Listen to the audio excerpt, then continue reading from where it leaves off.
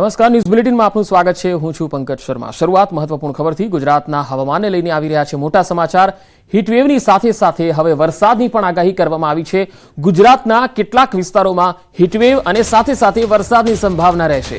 કચ્છ, મોરબી, રાજકોટ, બોટાદ, સુરેન્દ્રનગર અને અમદાવાદમાં હીટવેવની આગાહી કરાઈ છે।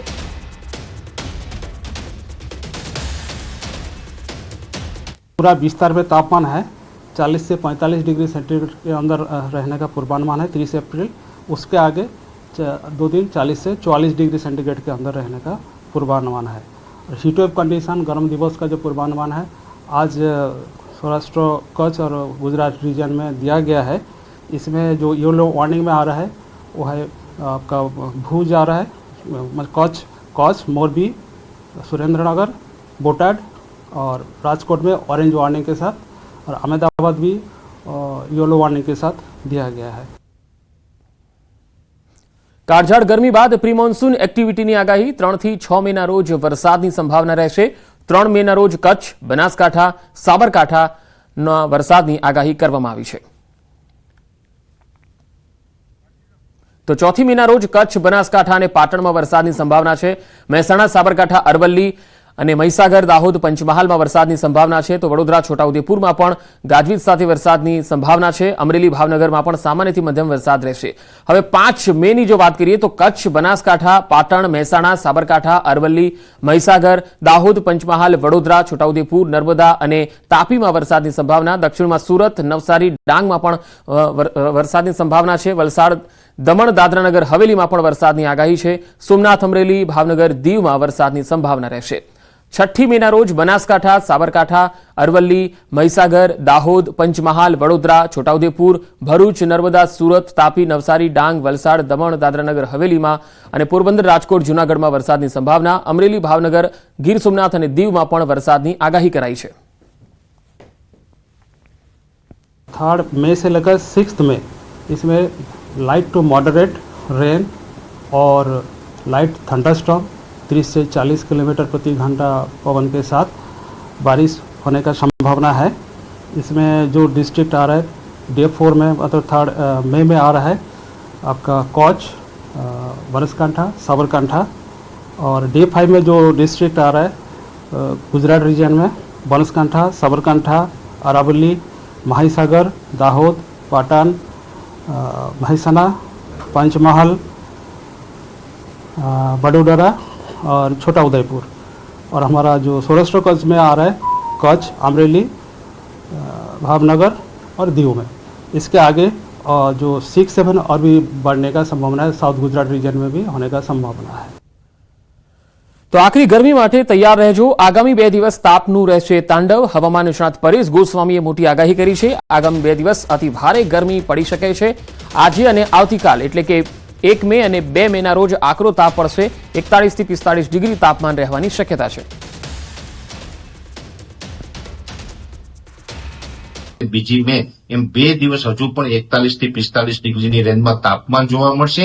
3 તારીખથી આપણે ધીમે ધીમે તાપમાનમાં આંશિક રાહત મળે તેવી શક્યતાઓ દેખાઈ રહી છે। ગુજરાત માટે 3 મે બાદ રાહતના સમાચાર। 3 થી 10 મે વચ્ચે વાતાવરણમાં પલટો આવશે। રાજ્યના અનેક વિસ્તારોમાં ગાજવીજ સાથે વરસાદ થઈ શકે છે। પવન સાથે માવઠાના વરસાદની પણ તીવ્ર શક્યતા છે। અમુક વિસ્તારમાં કરા પડવાની પણ સંભાવના છે। કે 3 મે 2025 થી લઈને 10 મે 2025 દરમિયાન રાજ્યના અલગ અલગ વિસ્તારોની અંદર તીવ્ર માવઠું થાય તેવી શક્યતાઓ છે। અત્યારે સામાન્ય રીતે જોવા જઈએ તો અરબ સાગરની અંદર મજબૂત એન્ટી સાયક્લોન સક્રિય છે। એ સાથે દક્ષિણ પાકિસ્તાન ઉપર સાયક્લોનિક સર્ક્યુલેશન બનેલું છે અને ઉત્તર ભારત ઉપરથી બેક ટુ બેક WD પસાર થઈ રહ્યા છે। આ તમામ પરિબળોને કારણે ગુજરાતના હવામાનમાં પલટો આવવાનો છે। ગુજરાતના સરફેસ લેવલ ઉપર એક અસ્થિરતા બની રહી છે અને આ અસ્થિરતાને કારણે 3 મે 2025 થી લઈ અને 10 મે 2025 દરમિયાન રાજ્યના મોટાભાગના વિસ્તારોની અંદર માવઠાના વરસાદ પડશે અને અમુક જગ્યાએ કરા પડવાની પણ શક્યતાઓ દેખાઈ રહી છે।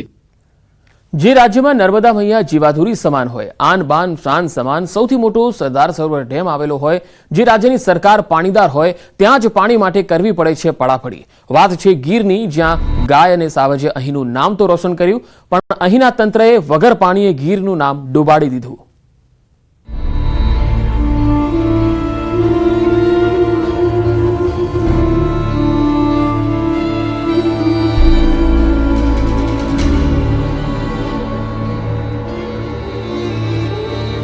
તાલાળા તાલુકાનું સેમડિયા ગામ, જ્યાં પાણીની બહુ તંગી છે. શું કરીએ બાપા, બપોરે દોડીએ પાણી હાટું. નેતા તો વારંવાર પ્રશ્નો કરે છે, આવે છે, કહે છે પાણી શરૂ થઈ જાય, પણ થતું નથી, ખાલી વાતો થાય છે. આ દુઃખ, આ દર્દ, આ વ્યથા અને આ છે ગીરની ગ્રાઉન્ડ રિયાલિટી, જ્યાં પાણી જીવથી પણ વધારે જરૂરી છે. બેટલું પાણી ભરવા રીસરની પડાપડીને લૂંટ ચલાવવી પડે છે. પાણી માટે ભાઈઓ ને બાયુના ઝઘડા પણ થાય છે. પાણી નથી ભરાતું એટલે ઝઘડો થઈ જાય એકબીજાને.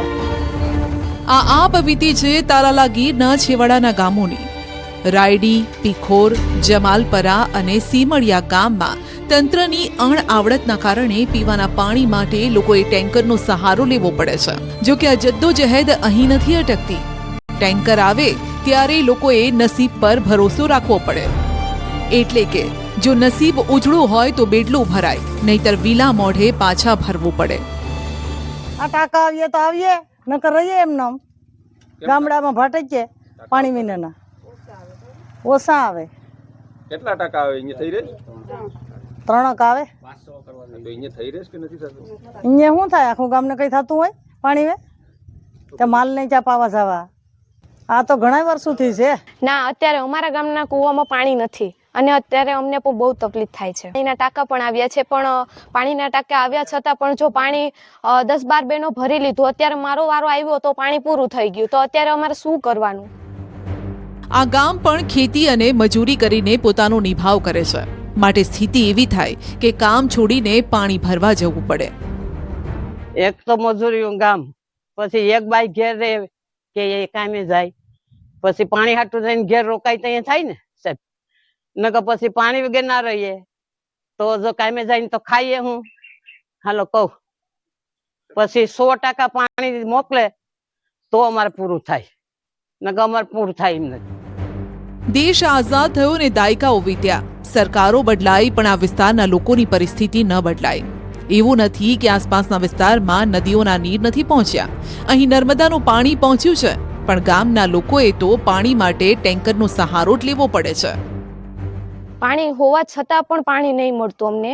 તમે જોઈ શકો છો કે હું અત્યારે પાણી ભરવા આવી છું, ઘણા બધા બહેનો પણ આવ્યા છે, પણ તો પણ અમને પાણી ભરવા ન મળ્યું. એટલા માટે હવે તમે જોઈ શકો છો કે અમારા ગામના જો કે આવા કુંડા છે, પછી ગાયું છે, ભેંસું છે, બધુંને પીવામાં પણ બહુ તકલીફ થાય છે અને અમને પણ બહુ તકલીફ થાય છે. પીખોર ગામમાં 3000ની વસ્તી છે, સેમડિયા ગામમાં 2000ની વસ્તી, રાયડી જમાલપરામાં 1500. જો કે આ તમામ ગામો ગીરને અડીને આવેલા છે. અહીંના કૂવા ખાલી છે ને પાણીના તળ પણ ઊંડા ગયા છે, માટે નળમાં પાણી નથી આવતું. ટેન્કર સિવાય આ લોકો પાસે કોઈ બીજો વિકલ્પ પણ નથી. જો કે ટેન્કર આપવામાં પણ તંત્ર જાણે ખિસ્સાના પૈસા કાઢતું હોય તેમ કરકસર કરે છે. 7 ટેન્કરની જરૂરિયાત સામે માત્ર 3 જ ટેન્કર અપાય છે. મારા ગામમાં 2200ની વસ્તી છે અને પાણીના તળ ઊંડા છે, એટલે કૂવામાં પાણી નથી. અને સરકારશ્રીમાંથી 3 ટાંકા આવે છે. હવે 3 ટાંકામાં 2200 વસ્તીને પાણી ન થાય. દરરોજ 3 ટાંકા આવે છે, તો 2000 વસ્તીમાં 3 ટાંકા ન થાય. સરકારશ્રીને મારી એટલી વિનંતી છે કે 6 થી 7 ટાંકા આવે ને તો અમારા ગામ પૂરતી પાણી પૂરતું થઈ શકે. સામાન્ય રીતે ચૂંટણી આવે એટલે અહીંના સ્થાનિક નેતાઓ આ ગામોના મતદારોને મનાવવા માટે દુખતી નસને ઠીક કરવાની લોભામણી લાલચ આપતા હોય છે. એટલે કે પીવાના પાણીની સુવિધા કરી આપીશું તેવા વચનો આપતા હોય છે. પણ ચૂંટણી પતે એટલે નેતાઓ પણ ગાયબ અને તું કોણ ને હું કોણ જેવો ઘાટ ખડાય છે. ત્યારે જોવાનું રહેશે કે 12 વર્ષ જૂની આ સમસ્યાનો નિકાલ અથવા તો હલ ક્યારે આવે છે. દિનેશ સોલંકી, ન્યૂઝ 18 ગુજરાતી, ગીર સોમનાથ. અમદાવાદ ચંડોળા તળાવમાં 3જા દિવસે સતત ડિમોલિશન ચાલી રહ્યું છે. નાના ચંડોળા તળાવમાં આવેલા મિલતનગરમાં ડિમોલિશનની કામગીરી ચાલુ છે. ગની પથ્થરવાળાની 5 દુકાન, ઓરડી અને લેબર કોલોની ગેરકાયદેસર બાંધકામ તોડવામાં આવી રહ્યું છે. મોટી સંખ્યામાં પોલીસના કાફલા સાથે ડિમોલિશનની કામગીરી શરૂ કરાઈ છે.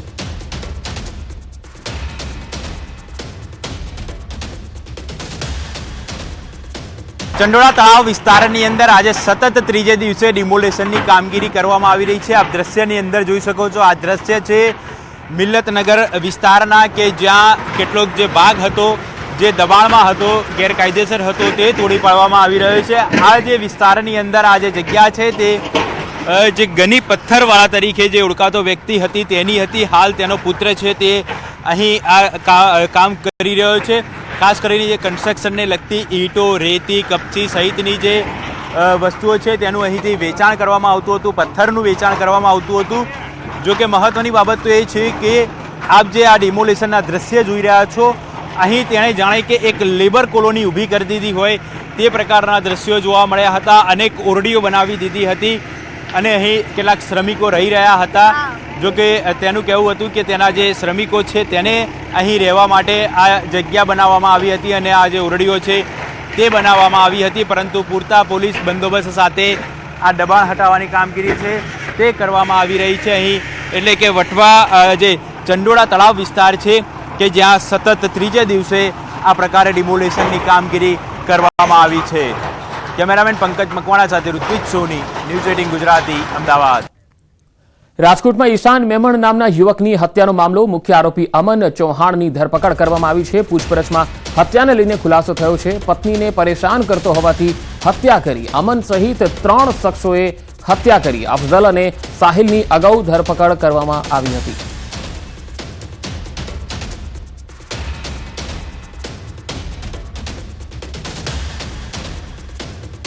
આ તરફ બનાસકાંઠાના ભાભરમાં ભર બજારે ધીંગાણું ખેલાયું. તેનો એક વિડીયો પણ વાયરલ થયો છે. 2 અલગ અલગ જૂથો વચ્ચે ધીંગાણું થતા 5 લોકો ઈજાગ્રસ્ત થયા, જેમાં 2 લોકોની હાલત ગંભીર બતાવાઈ રહી છે. ભાભરના બજારમાં સામાન્ય બાબતમાં જ બોલાચાલી થઈ ગઈ અને ત્યારબાદ તે મારામારીમાં પરિણમી. ઘાયલોને ભાભર રેફરલ હોસ્પિટલમાં સારવાર માટે ખસેડાયા છે, જેમાંથી 2ની હાલત ગંભીર જણાતા ધારપુર ખાતે સારવાર માટે ખસેડાયા છે. ભાભર પોલીસે સમગ્ર ઘટનાને લઈને વધુ તપાસ હાથ ધરી છે.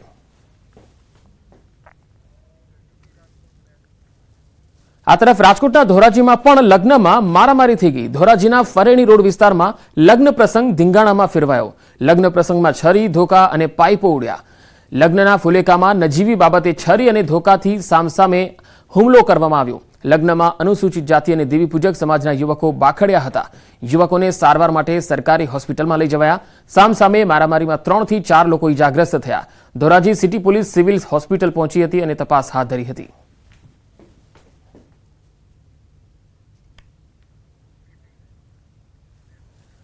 રાજકોટ જિલ્લાના ધોરાજી તાલુકાના તોરણિયા ગામના સરપંચે પોલીસ પર ગંભીર આક્ષેપો લગાવ્યા. સરપંચનું કહેવું છે કે પોલીસે છેલ્લા 3 દિવસથી તેમના ઘરને બાનમાં લીધું છે. પોલીસ દાદાગીરી કરી રહી છે.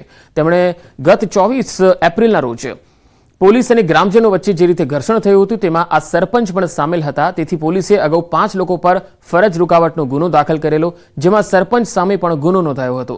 એ દિવસ બાદથી પોલીસ સતત સરપંચના ઘર આગળ આંટાફેરા કરી રહી હોવાના તેમજ દાદાગીરી કરાતી હોવાના આક્ષેપો કર્યા. હું એટલી હદે માનસિક રીતે થાકી ગયો છું કે જો હવે આ પોલીસ બંદોબસ્ત હટાવી મને મારા માનવ અધિકારો નહીં ફરત આપવામાં આવે, હું મારો કામ ધંધો નથી કરી શકતો, હું મારું સરપંચ પણ નથી કરી શકતો.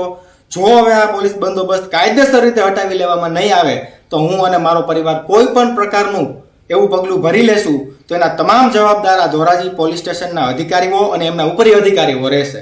એની તોરણિયા સરપંચની જે કહેવાય ફરજ ઈ અને એક જાગૃત નાગરિક તરીકે તે ખાલી ફક્ત દૂરથી વિડીયો ઉતારે છે.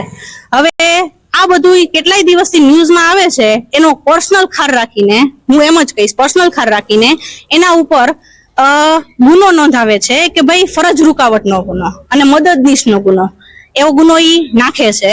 બરોબર, તો એવો એક મોટો ગુનો નથી કે જેમાં પોલીસને સતત 3 દિવસ સુધી 24 કલાક એ મોટી સંખ્યામાં અહીંયા પહેરા દેવા પડે. કચ્છમાં નેવી ઇન્ટેલિજન્સ, એસઆઈબી નલિયા અને એસઓજીના સંયુક્ત ઓપરેશન દરમિયાન બિનવારસી હાલતમાં વિસ્ફોટ સેલ મળી આવ્યા. પિંગળેશ્વર નજીક શિયાળી ક્રીક વિસ્તારમાંથી વિસ્ફોટક સેલ મળ્યા. સુરક્ષા એજન્સીઓએ વધુ સઘન તપાસ હાથ ધરી છે. બીજી એક કાર્યવાહીમાં 2 બિનવારસી માદક પદાર્થ ચરસના પેકેટ સ્થાનિક પોલીસે ઝડપી લીધા.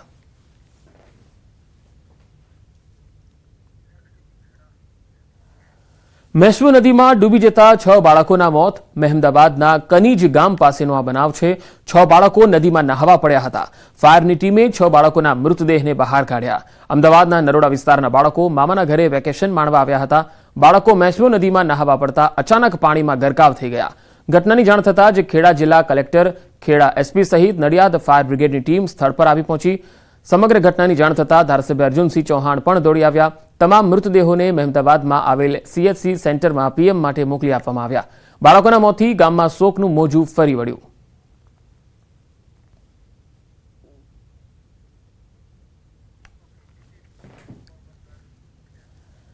કુતિયાણાના પૂર્વ ધારાસભ્ય ભૂરા મુંજા જાડેજાના પત્ની હિરલબા જાડેજા સહિત અન્ય વ્યક્તિઓ વિરુદ્ધ પોલીસ સ્ટેશન ખાતે અપહરણ અને પૈસાની લેતી દેતી બાબતે ગુનો નોંધાયો, જે બાદ આખરે પોલીસે હિરલબા જાડેજા અને હિતેશ ઓડેદરા સહિત અન્ય લોકોની ધરપકડ કરી છે. પોરબંદર જિલ્લાની અને હાલમાં ઇઝરાયલમાં રહેતી લીલુ ઓડેદરા નામની મહિલાએ ઇઝરાયલથી એક વિડીયો મેસેજ શેર કરી આક્ષેપો કર્યા હતા કે હિરલબાના માણસો અને તેમના પતિ અને પુત્રનું અપહરણ કરી હિરલબાના બંગલા ખાતે લઈ જઈ ઘણા દિવસોથી ત્યાં રાખવામાં આવ્યા.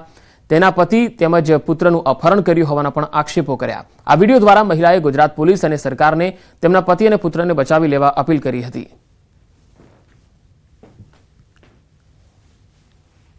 મારા માથે દુનિયાના રૂપિયાનું પબ્લિકે નાખ્યું. મેં કોઈના બૂસ નથી માર્યા, કોઈના રૂપિયા કાંઈ હતાડ્યા નથી. હું ખુદ વ્યાજ ભરા, મારા મેરે 1 રૂપિયો હે નહીં. મેન પોઈન્ટ અટાણે મારા ઘરનામનો હે. મારા ઘરના અટાણે ફૂલ મુસીબતમાં હે. મારા ઘરનાવની આજથી 15-17 દી પહેલા રાતે 2 વાગે હિરલબાના માણસો લેગા. પૈસાના વહીવટ બાબત લેન એણીના રાખી દીધા. હું કઈ બીજો વિચારે નથી શકતી મરવા સિવાય. હું તો કાલે મરે જા કે અટાણે મરે જા મળી નથી ખબર, પણ મારા ઘરનાવની બસાવો, મારા ઘરનાવની બારણે કાઢો. મારો દીકરો, મારો ઘરવાળો ને મારો બાપ ત્રણેયના અટાણે હે. એટલા ટાઈમ થયા એના મેરા કાયમી ફોન નથી રહેતો, હું ફોન કરે હગા. રાજ્યના વધુ સમાચાર જોઈશું. હાલ રોકાઈશું એક વિરામ માટે.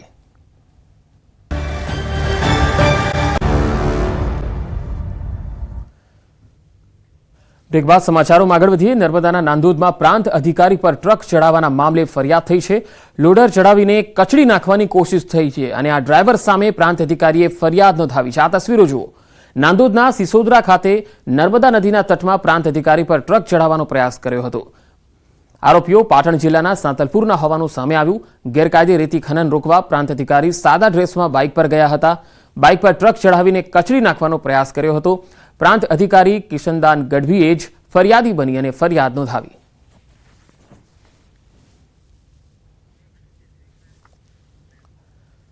પહલગામ આતંકવાદી હુમલાની તપાસના ભાગરૂપે NIAની ટીમ ઘટના સ્થળે પહોંચી છે. NIAની ટીમ હાઈટેક સાધનો સાથે ઘટના સ્થળે પહોંચી. NIA ટીમ ભેસરન ખીણમાં 3D મેપિંગ કરશે. અત્યાર સુધી નોંધાયેલા પ્રત્યક્ષદર્શીઓના નિવેદનોના આધારે NIAની ટીમ ઘટના સ્થળ પર 3D મેપિંગ કરશે. તેનાથી આતંકવાદીઓના પ્રવેશ અને બહાર નીકળવાના સ્થળો વિશે નક્કર માહિતી મળશે. અત્યાર સુધીમાં 100થી વધુ લોકોના નિવેદનો રેકોર્ડ પર નોંધવામાં આવ્યા. આતંકવાદીઓના ભાગી જવાના માર્ગ વિશે માહિતી 3D મેપિંગ દ્વારા ઉપલબ્ધ થશે. તો પહલગામ આતંકવાદી હુમલાને લઈને NIAની ટીમ ઘટના સ્થળે પહોંચી છે. 100 અલગ અલગ લોકોના નિવેદનો પણ લેવાયા છે. આ નિવેદનોના આધારે હવે આગળની તપાસ થશે. આતંકવાદીઓ જે માર્ગથી ભાગી છૂટ્યા હતા એ માર્ગની પણ 3D મેપિંગથી તપાસ થશે.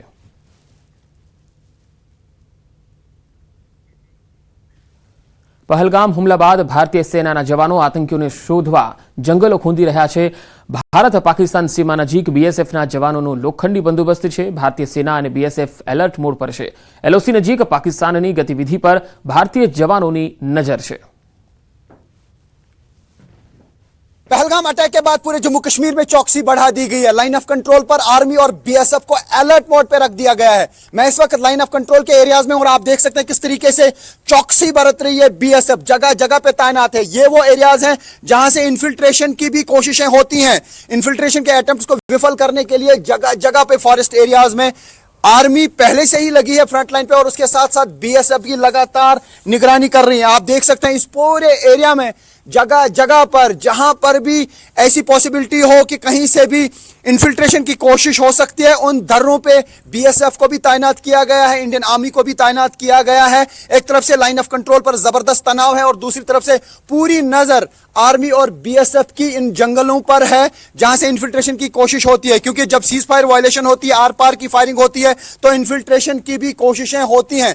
तो पूरी तरह से यहां पे तैनात है इंडियन आर्मी भी और बीएसएफ भी, क्योंकि इंडियन आर्मी और बीएसएफ की तैनाती लाइन ऑफ कंट्रोल पर जगह जगह पर है। और यही वजह है कि आप देख सकते हैं किस तरीके से हर एरिया को मॉनिटर किया जा रहा है। यानी ये जो बीएसएफ के जवान हैं इनकी नजर इस वाले पूरे एरिया पर है, ये जो बीएसएफ के जवान हैं इनकी नजर इस पूरे एरिया पे है और नजर रखी जा रही है कि कहीं से कोई इन्फिल्ट्रेशन की कोशिश तो ना करे। कहीं से भी अगर मूवमेंट ऑब्जर्व की जाती है तो फौरन इस पूरे एरिया को कॉर्डन में लिया जाता है। ये आप देख सकते हैं यहां पर भी बीएसएफ के जवान हैं और इनकी नजर इस पूरे एरिया पर है। इसी तरीके से जहां जहां से भी एलओसी के एरियाज हैं, फॉरेस्ट एरियाज हैं, थोड़ा सा घना जंगल है, वहां पर इसी तरीके की तैनाती कर दी गई है, इसी तरीके की अलर्टनेस बरती जाती है। तो यह कहा जा सकता है कि पूरे जम्मू कश्मीर में चाहे वो आर्मी हो, सीआरपीएफ हो, बीएसएफ हो, पुलिस हो, एसएसबी हो, उनको अलर्ट मोड पे रख दिया गया है। और जिस तरीके से समझा जा रहा है कि भारत की तरफ से कभी भी एक जवाब दिया जा सकता है, भारत की तरफ से कभी भी पाकिस्तान पे अटैक किया जा सकता है, क्योंकि पाकिस्तान खुद जानता है कि कभी भी भारत की तरफ से अटैक किया जा सकता है। वहां पर खुद डिफेंस मिनिस्टर ने कहा कि 2-4 दिनों में इंडिया की तरफ से पाकिस्तान पे एक जोरदार हमला किया जा सकता है। क्या हमला होगा, कहां पे होगा, किस तरीके से होगा, किसी को नहीं मालूम, लेकिन सरहदों पे बहुत ज्यादा तनाव है, एलओसी के इर्द गिर्द तनाव है और इसी तरीके की चौकसी हम जगह जगह पे देख रहे हैं, चाहे वो इंडियन आर्मी हो या बीएसएफ हो। इसी तरीके से इन फॉरेस्ट एरियाज में अलर्ट मोड पे रख दिया गया है आर्मी को भी और बीएसएफ को भी, ताकि किसी भी चुनौती का मुकाबला किया जा सके। તો પહલગામ આતંકી હુમલાને લઈ મોટો ખુલાસો 15 એપ્રિલે આતંકીઓએ કરી હતી રેકી। સૂત્રો તરફથી આ અહેવાલ આવી રહ્યા છે। પહલગામમાં 4 જગ્યાઓ પર રેકી કરી હતી। સુરક્ષાના કારણે અન્ય જગ્યા પર ના કરી શક્યા હુમલો। પહલગામમાં 4 જગ્યાઓ પર આતંકવાદીઓ રેકી કરી ગયા હતા। સુરક્ષાના કારણે અન્ય જગ્યાઓ પર તેઓ હુમલા ન કરી શક્યા। તો 15 એપ્રિલે આતંકીઓએ રેકી કરી હતી। સૂત્રો તરફથી આ માહિતી આવી રહી છે। પહલગામમાં 4 જગ્યાઓ પર રેકી કરવામાં આવી હતી અને એ પણ 15 એપ્રિલે જે તેઓ રેકી કરી ગયા હતા ત્યારબાદ તેઓએ આ હુમલાને અંજામ આપ્યો હતો।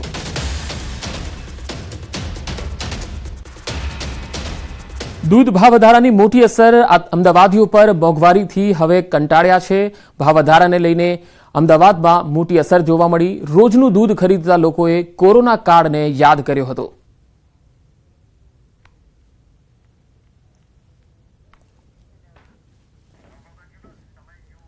ગાંધી આશ્રમ ડેવલપમેન્ટ પ્રોજેક્ટમાં મોટો ફેરફાર। ડોક્ટર આઈપી ગૌતમ બન્યા એક્ઝિક્યુટિવ કાઉન્સિલના ચેરમેન। કે કૈલાસનાથનને બદલવામાં આવ્યા છે। તો ગાંધી આશ્રમ ડેવલપમેન્ટ પ્રોજેક્ટમાં મોટો ફેરફાર। ડોક્ટર આઈપી ગૌતમ એક્ઝિક્યુટિવ કાઉન્સિલના ચેરમેન બન્યા છે। કે કૈલાસનાથનને બદલવામાં આવ્યા છે।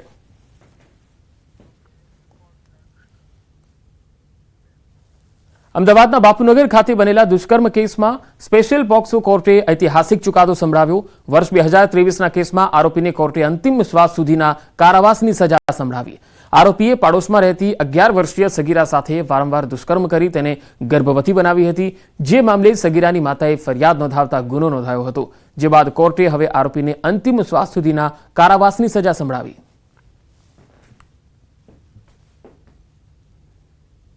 પીડિતાની ઉંમર 11 વર્ષ હતી અને આરોપી જે સુરેશ ઉપર લંગડો છે તે એક પિતાનો બાપ હોવા છતાં તેને ભોગ બનનાર સાથે આવું કૃત્ય કરી ભોગ બનનારને ગર્ભવતી બનાવી તેને હાઈકોર્ટમાંથી પરમિશન લઈને તેનો ગર્ભપાત કરાવવામાં આવેલ। બનાસકાંઠામાં પડતર માગણીઓને લઈ મહેસૂલી કર્મચારીઓના ધરણા। હાથમાં બેનર સાથે 600 મહેસૂલી કર્મચારીઓએ સૂત્રોચ્ચાર કરીને વિરોધ નોંધાવ્યો। કલેક્ટર કચેરી સુધી રેલી યોજીને વિરોધ કર્યો। મહેસૂલી વિભાગના કર્મચારીઓએ માસ સેલ ઉપર ઉતરીને પોતાની માગણીઓને લઈ સરકાર સામે વિરોધ નોંધાવ્યો। થોડા દિવસ પહેલા મહેસૂલી મહેકમે ફરજ બજાવતા કર્મચારીઓએ કાળી પટ્ટી બાંધીને વિરોધ કર્યો હતો। આ વિરોધ બાદ નિરાકરણ ન આવતા ફરી બેનરો સાથે રેલી યોજી અને રોષ વ્યક્ત કર્યો।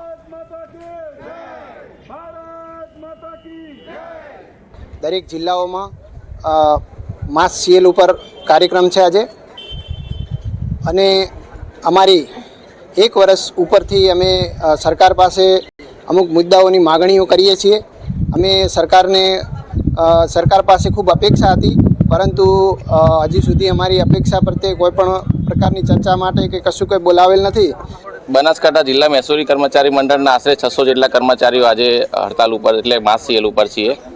સરકારશ્રીમાં અમારી માંગણીઓ ઘણા સમયથી અમે વારંવાર રજૂઆત કરતા આવ્યા છીએ, પણ સરકારશ્રી અમારી માંગણીઓ પ્રત્યે કોઈ ધ્યાન ન આપતા અમારે આખરે આ રસ્તો અપનાવવો પડ્યો છે. સરકારશ્રીને અમારી વિનંતી છે કે અમે સરકાર પ્રત્યે કાયમ પોઝિટિવ રહ્યા છીએ. હજુ પણ સરકાર અમારા પ્રત્યે, કર્મચારીઓ પ્રત્યે અમારા જે પડતર પ્રશ્નો છે એનું સત્વરે નિરાકરણ લાવે. ખંભાતના દરિયામાં અખાત્રીજના દિવસે ભારે ભરતી જોવા મળી. ઉછળતા મોજા કિનારે સુધી આવી જતા લોકોની ભારે ભીડ દરિયો જોવા માટે કિનારે ઉમટી હતી. દરિયા કિનારે પાણીની લહેરોએ કિનારે ઉભેલા લોકોને પણ ભીંજવી દીધા હતા. અખાત્રીજના આ દ્રશ્યો છે આણંદના ખંભાતના દરિયા કિનારાના આ દ્રશ્યો, જ્યાં દરિયામાં જબરજસ્ત કરંટ જોવા મળ્યો.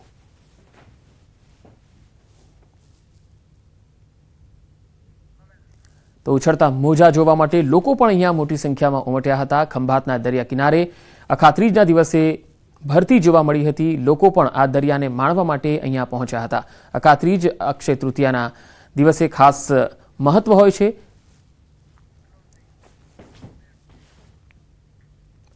તો આ બુલેટિનમાં અત્યારે આટલું જ. નમસ્કાર.